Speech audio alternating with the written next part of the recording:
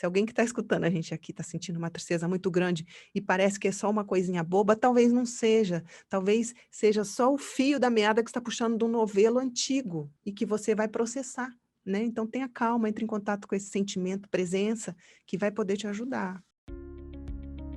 Existe uma relação que tem o potencial de influenciar tudo na sua vida, a sua relação com você mesma. Aqui neste podcast, nós mostramos as chaves do autoconhecimento para o seu amadurecimento emocional, que é a base de todas as mudanças positivas que você deseja realizar e que também afetam as vidas das pessoas que você mais ama. Sejam bem-vindas e bem-vindos ao podcast A Relação que Muda Tudo.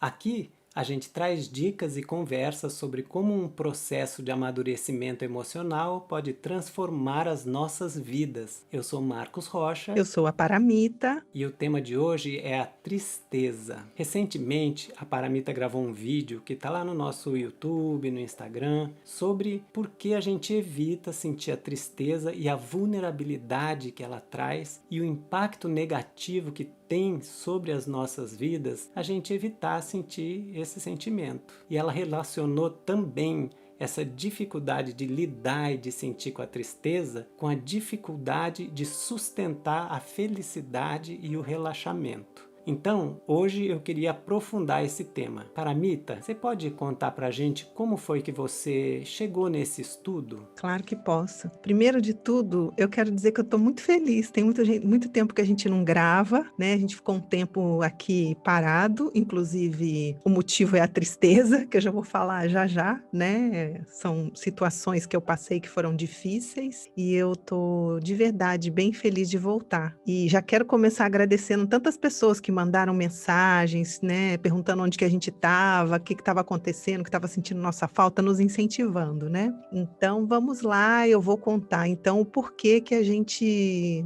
eu trouxe esse tema no vídeo e estamos trazendo aqui no podcast, porque vem de uma experiência minha, né? Não é da teoria de um livro apenas, mas uma experiência que eu vivi no começo da pandemia. Eu e o Nietzsche, que é o meu marido, né? Nós moramos juntos e a gente resolveu trazer para nossa casa um cachorrinho muito fofo, muito lindo, que você mesmo, Marcos, acompanhou muito ele, né?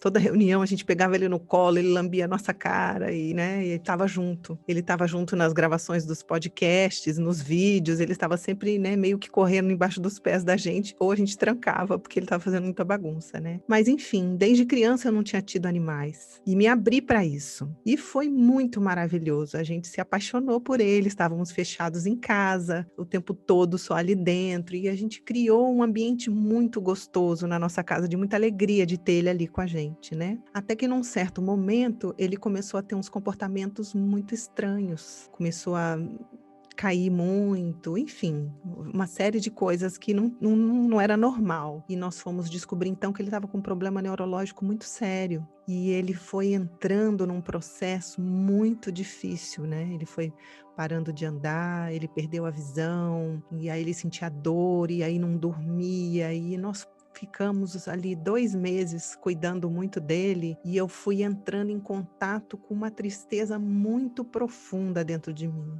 Não só eu, Nietzsche também, né? E isso abriu portas muito profundas que eu não imaginava que eu iria viver. Tanto que eu precisei parar de gravar, de tão forte que foi para mim, né? Talvez quem nunca teve um animal vai falar, nossa, jura? E mais para frente eu vou explicar também, né? Quais as outras coisas que estavam envolvidas nisso. Foi muito profundo, foi um aprendizado muito grande e eu precisei parar mesmo para me recolher, para sentir, para descansar, né? Estamos aqui de volta e quando eu voltei, eu disse para vocês, nossa, eu aprendi tanta coisa aqui que eu tenho vontade de dividir com as pessoas, né? Então foi isso, foi assim que a gente chegou nesse tema. Então, e lá no seu vídeo também você contou a história da Igreja Católica com a tristeza, que acabou colaborando muito para que hoje em dia seja difícil para a gente, né, ficar em contato com a tristeza de verdade, aceitar, sentir, entrar, né? Então, você pode contar um pouco daquilo aqui também que é tão interessante? Eu posso contar e eu vou dizer também por que que eu fui estudar isso, né? Porque eu percebi quando eu me abri ali para sentir aquilo tudo, que tinha muita tristeza ainda guardada dentro de mim. E eu fiquei olhando para aquilo e disse, nossa, eu busco entrar em contato com meus sentimentos, mas eu não sabia que ainda tinha tanta coisa guardada dentro de mim, né? E aí a Bel César, que tem lives muito lindas, ela me ajudou nesse momento, né? Eu conversei com ela e aí ela me sugeriu de assistir uma live dela a respeito da tristeza, e ali ela trouxe umas informações que eu achei muito interessante, conectado com o que eu estava sentindo e com o trabalho que a gente traz aqui na IESH. E ela estava dizendo, e nos estudos dela, que, então, no século IV, a Igreja Católica colocou como um pecado capital a tristeza. Ela era um dos pecados capitais. Então, era proibido sentir tristeza. Era pecado. Se alguém sentisse tristeza, essa pessoa ia para o inferno, porque ela estava pecando. E isso tudo foi por conta dos monges que estavam recolhidos e acabaram entrando em contato com sentimentos muito profundos, porque vai tirando toda a distração com o mundo lá fora, a gente vai entrando com essas camadas dentro, né? E eles não sabiam muito como lidar com aqueles sentimentos deles e eles instituíram isso. E aí, mais ou menos uns 100 anos depois, pode ser que eu erre coisas aqui certas sobre a história, tá, gente? É o sentido da coisa principal que eu quero trazer aqui. E aí, então, 100 anos depois, eles trocaram a tristeza pela apatia, porque também aquela apatia estava aparecendo e não tinha como segurar a tristeza, né? Uma hora ela vem para fora. Então, foi passado como apatia, até que chegou um determinado momento, que foi inclusive junto com a chegada do capitalismo, que eles trocaram para preguiça. Esse pecado capital, que é a preguiça, tem essa história até chegar lá. E quando eu vi ela falando aquilo, eu refleti, falei, nossa, que esquema bem montado para não sentir. Porque se é pecado, eu sentir a tristeza, eu não estou conseguindo, então vamos para a apatia.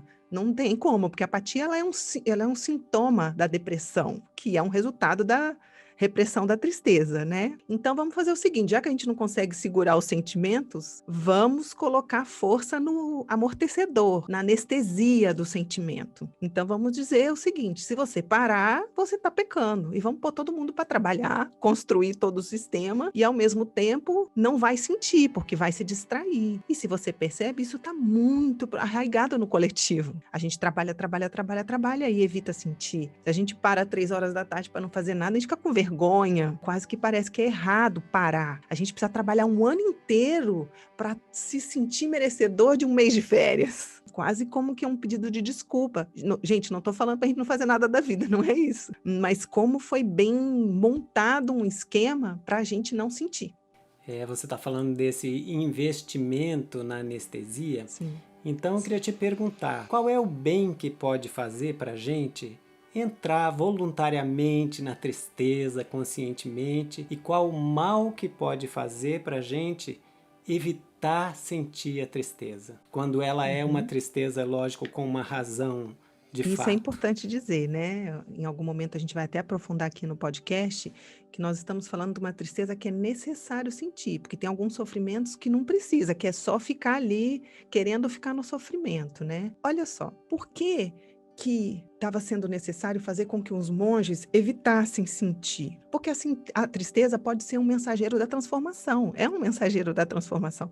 Talvez eles iam querer fazer outra coisa da vida, talvez eles iam questionar algumas coisas que eles estavam vivendo, porque a tristeza ela traz um desconforto que pode impulsionar a gente a mudar algo. E às vezes a mudança pode ser, sei lá, ela sempre traz um sinal de mudança, que seja como no meu caso, mudou, eu estava vivendo uma determinada coisa com esse cachorrinho e agora eu vivo outra, ele não está mais por aqui. Então isso mudou, então muitas das vezes ela está trazendo esse sinal de mudança. E quando a gente nega isso, nós estamos automaticamente impedindo muita coisa da transformação de chegar. Isso é uma coisa que pode acontecer. Uma outra coisa que acontece, como eu já disse anteriormente, que pode não ser bom para a gente não entrar em contato com essa tristeza, é que vai fazer com que a gente fique mais e mais investindo nos amortecedores. Porque se eu estou negando um sentimento e ele está dentro de mim, eu vou precisar me distrair com o mundo lá fora. Porque se eu ficar comigo, eu vou entrar em contato, não vai ter jeito. Então,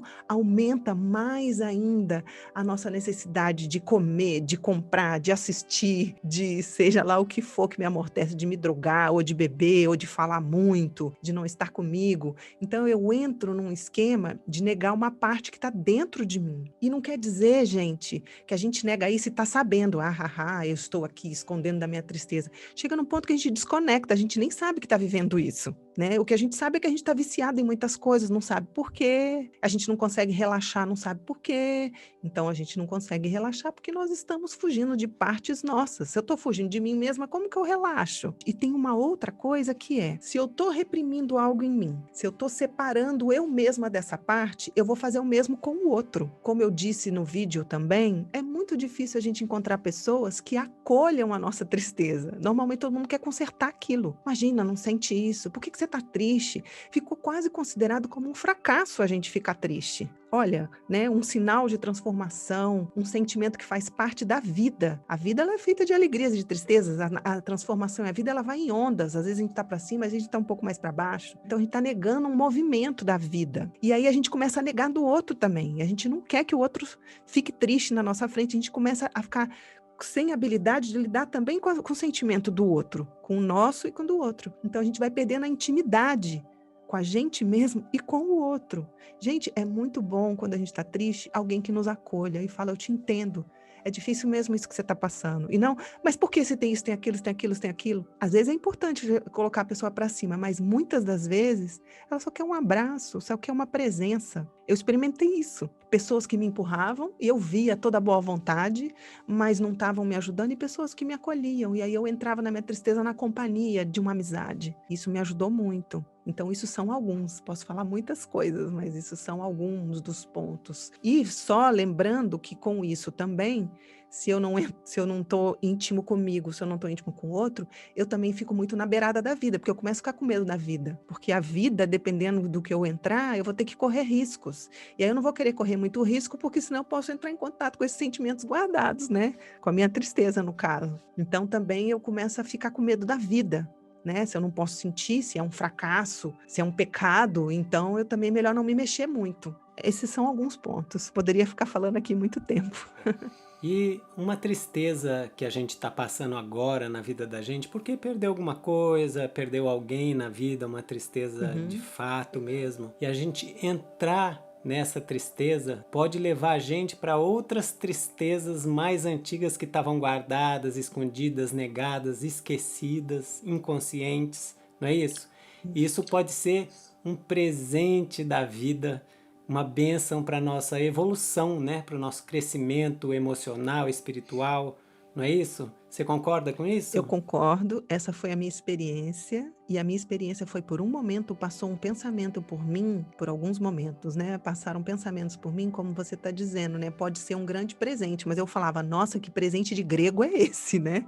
Eu não estava achando presente no momento, porque quando a gente está passando é muito forte, mas na verdade é importante quando a gente está vivendo isso, lembrar que a vida está do nosso lado, mesmo que no momento parece que não, né? A vida está ajudando. E essa foi a minha experiência. E como que eu percebi que eu estava vivendo dores antigas? Porque como você sabe, algumas pessoas que me seguem sabem, eu vivi muitas perdas na vida, né? Perdi minha mãe muito cedo, perdi meu pai, eu perdi meus irmãos, 3 irmãos meus, eu tive muitas perdas. Mas, às vezes, é tão forte a experiência daquele momento, e não quer dizer que sejam só mortes, tá, gente? A gente pode perder várias outras coisas, né? Sei lá, perder um emprego é difícil, perder um relacionamento é uma morte muitas das vezes, né? E aí, naquele momento, eu percebi, né, que o meu cachorrinho, que era tão fofo, que eu estava tão apaixonada, eu percebi que o grau da minha tristeza estava desproporcional. Eu estava triste demais. É claro que ele era uma razão para isso, mas eu percebi que eu estava vivendo situações como essas que eu descrevi aqui das minhas perdas, que em determinados momentos da minha vida era muito para mim. Eu não estava conseguindo digerir tudo.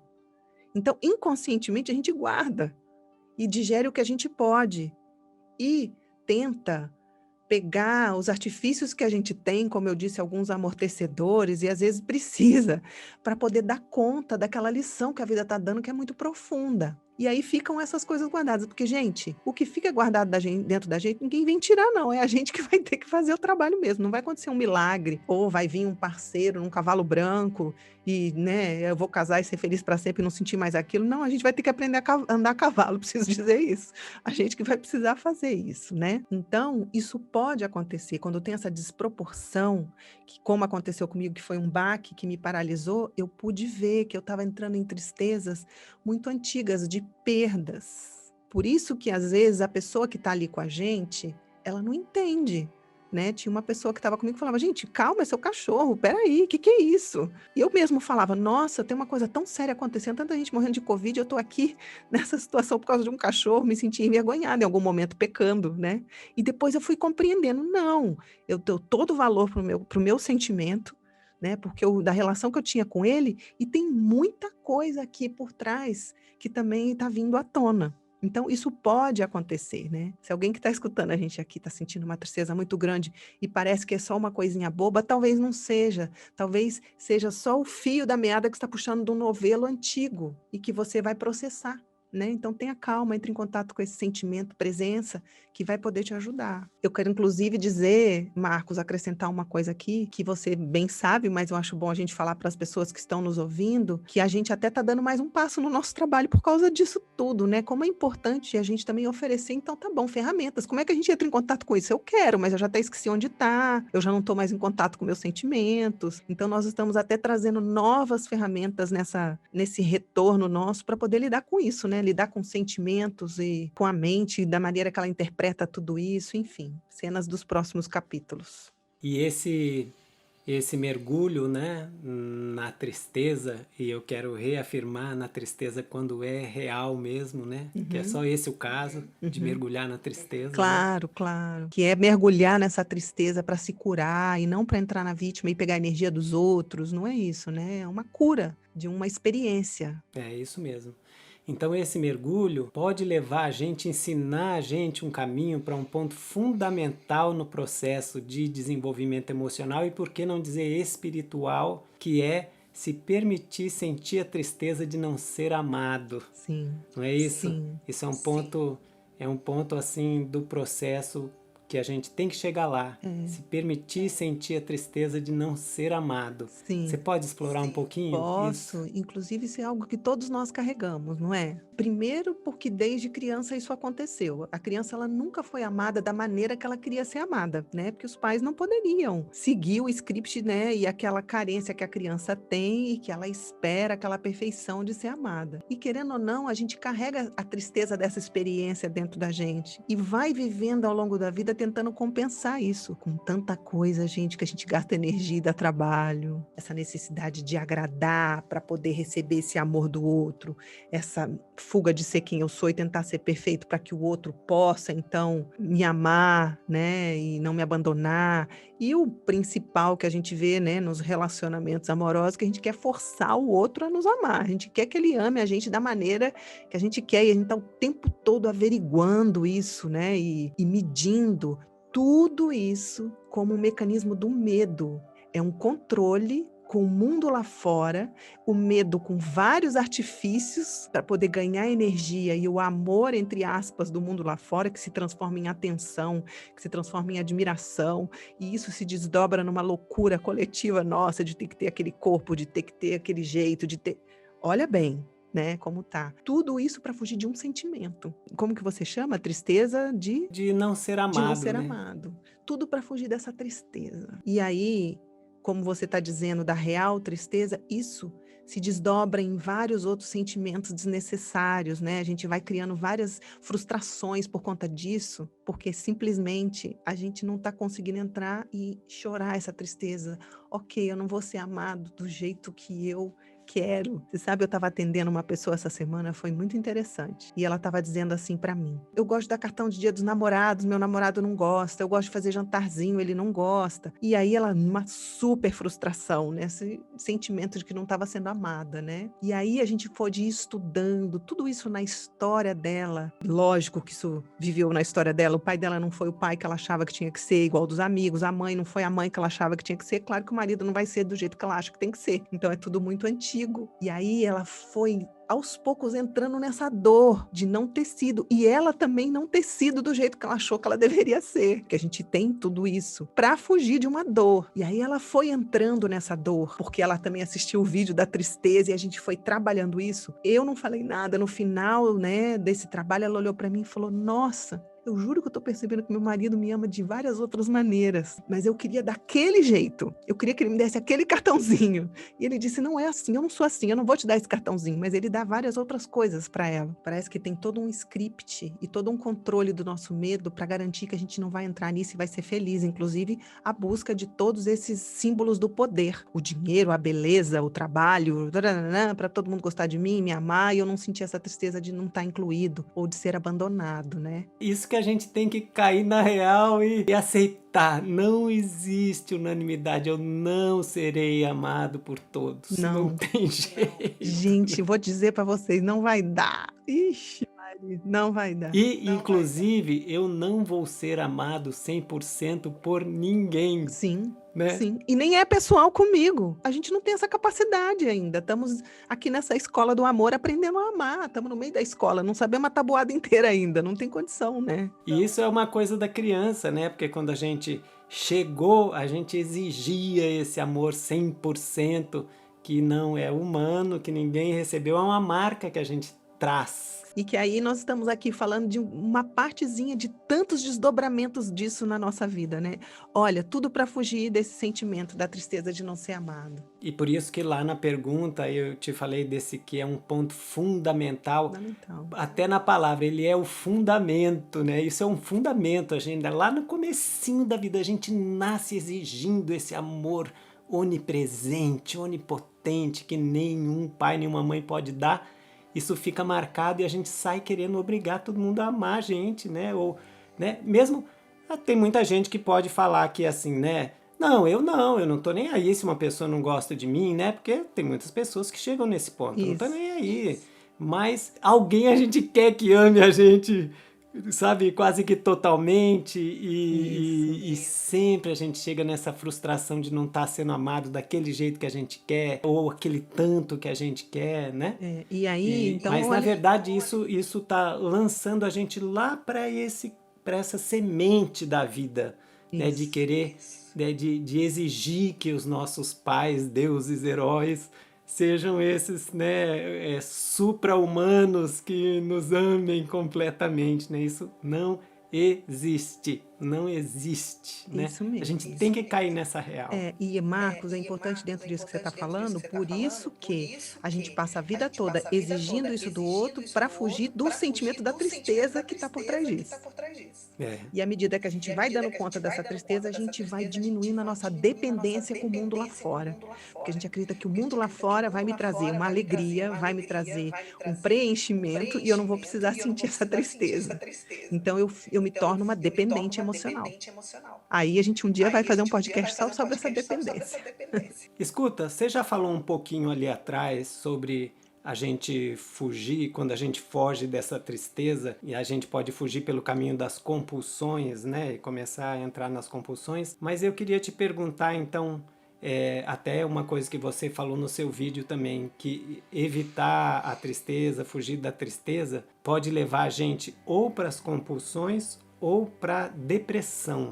Você pode falar mais sobre isso? Posso. Tem essa coisa das compulsões, tem essa coisa dessa correria atrás dos símbolos de poder, né? À medida que a gente vai acumulando isso dentro da gente, essa tristeza, ela pode se transformar numa depressão. Porque a tristeza, ela é uma onda forte, que dói, às vezes dói no peito, né? Dói fisicamente, é uma dor emocional, mas ela vai passar. Muitas das vezes ela faz parte até da quebra de um apego, de uma relação, de uma situação, de uma pessoa, né? Então aquilo passa e a gente aprende e caminha. Quando eu nego, eu guardo uma.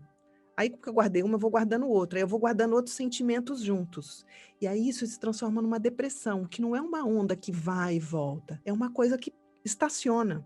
E aí eu perco uma esperança na vida, se torna um desânimo, tudo fica pesado, é arrastado. Por quê? Porque tem um acúmulo de coisas guardadas. Então esse peso fica dentro da gente. Às vezes a pessoa não conseguiu nem derramar uma lágrima para sair um pouquinho da tristezinha para fora, né? Ficou tudo ali. E tem muitas razões, né? Esses medos, tudo isso que nós estamos dizendo aqui. Não tem instrumentos para também aprender como lidar com isso. É desconfortável, é assustador. Muitas das vezes no entorno, por conta de tudo que nós estamos falando aqui, é considerado fracasso, é um erro, a pessoa tem que esconder mesmo, porque as pessoas vão puxá-la para sair. Então isso vai acumulando até que a pessoa ela não consegue fazer mais nada. E desanimada de que ela possa um dia encontrar com a felicidade. Mas é claro que ela começa a desanimar, porque não tem espaço, está tudo ocupado pela tristeza guardada. Então como é que a felicidade vai entrar lá? E aí acontece isso. Em alguns casos é lógico, tem que tomar remédio, tem que, né, porque ficou grande demais.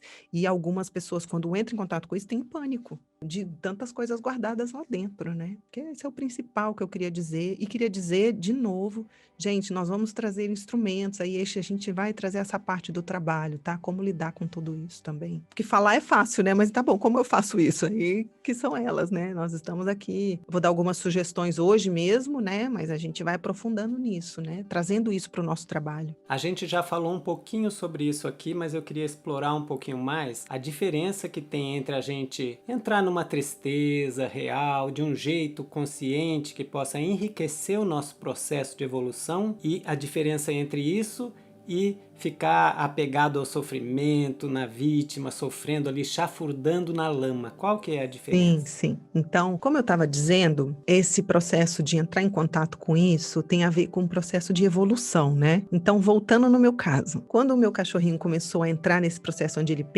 parou de andar e ele começou a sofrer muito de questões fortes por causa do neurológico dele, por incrível que pareça, foi a mesma coisa que aconteceu com a minha mãe antes de morrer. A minha mãe entrou nisso, ela parou de andar, ela ficou numa cadeira de rodas e eu convivi 1 ano, ela lutando pela vida dela e com muito desconforto no corpo e problemas. E aí, quando o meu cachorro trouxe isso para mim, que eu fiquei 2 meses convivendo com ele agora já adulta e muito desmontada por ele, porque eu amava muito ele não me ameaçava, então eu estava sem as minhas defesas, porque claro que eu criei defesas ao longo da vida com as minhas perdas, né? Então eu estava sem essas defesas, eu entrei em contato com aquela dor que quando criança era muito para mim, eu não conseguia digerir, e eu comecei a evitar de entrar em contato com aquilo. Então eu precisei entrar nisso, e isso foi trazendo muitas curas para mim, da minha defesa, você mesmo, né? Como meu amigo, vários amigos meus falaram, nossa, depois disso você tá bem mais desarmada, mais fácil chegar perto, porque eu fui me permitindo entrar nisso, então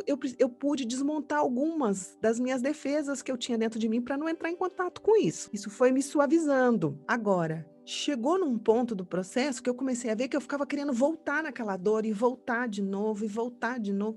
E aí eu vi que eu estava começando a me apegar na dor, porque isso pode acontecer também. E aí a gente querendo ficar lá e não sair mais. É um fio da meada, né? A medida da coisa. Porque pode acontecer. Aí é uma dor já desnecessária, não está curando nada, só está pegando a ferida que está começando a fechar a casquinha e ficar. Sabe quando a gente, sei lá, torceu, teve uma torcicolo, aí tá curando, você fica toda hora checando se tá melhor? Deixa eu ver se melhorou, aí vai machucando tudo de novo?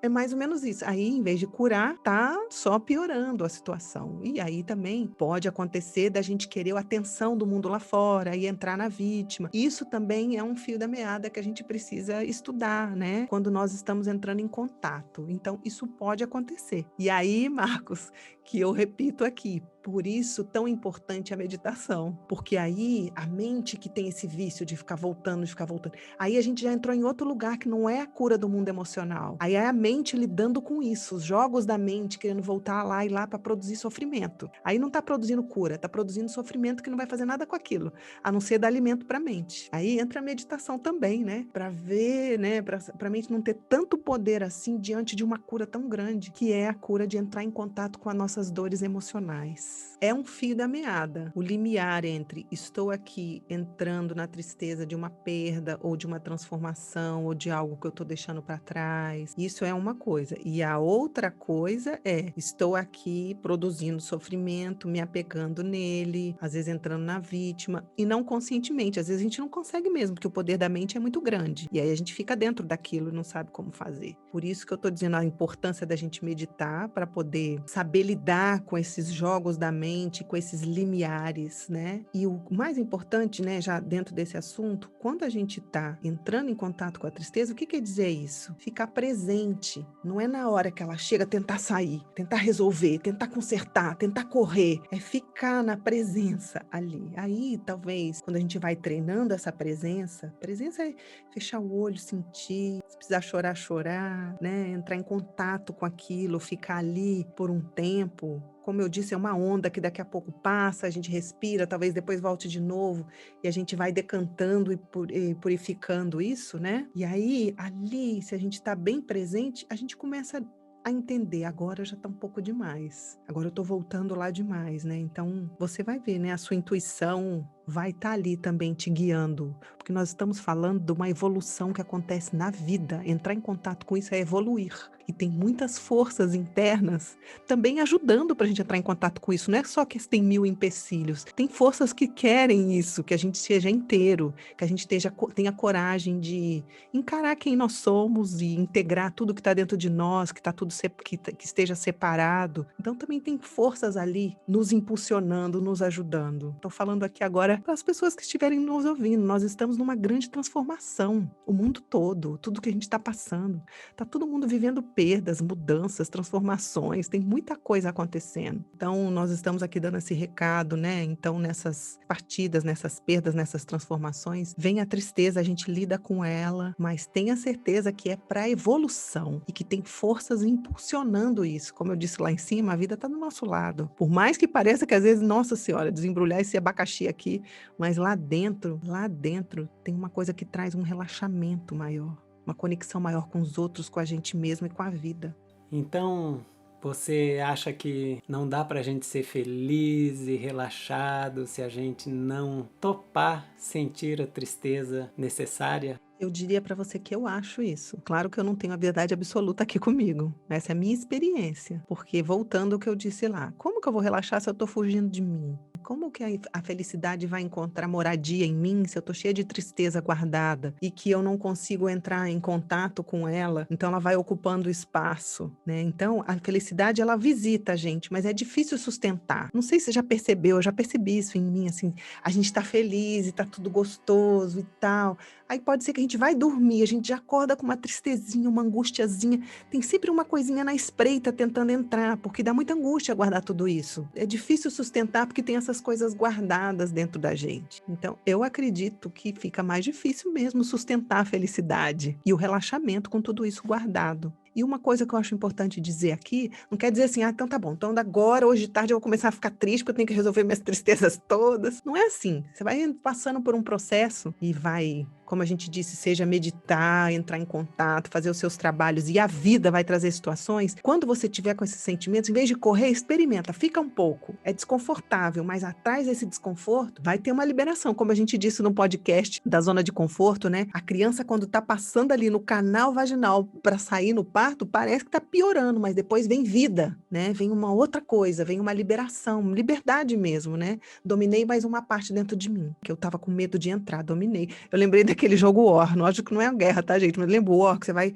conquistando territórios dentro de nós mesmos, através da presença, do autoconhecimento, partes minhas que eu esqueci que eu não conheço mais, e a gente vai entrando, e o espaço interno vai aumentando, e a vida também vai ficando com mais espaço. Ok, Paramita, eu acho que tá bom por hoje. Também acho. Espero que, né, que essas palavras nossas aqui possam, de alguma forma, contribuir para a felicidade, né, e para a inteireza de todos nós. Isso mesmo. Então, obrigado, Paramita. Obrigada, Marcos Rocha. Obrigada a todo mundo que estava aqui ouvindo a gente. Até uma próxima vez.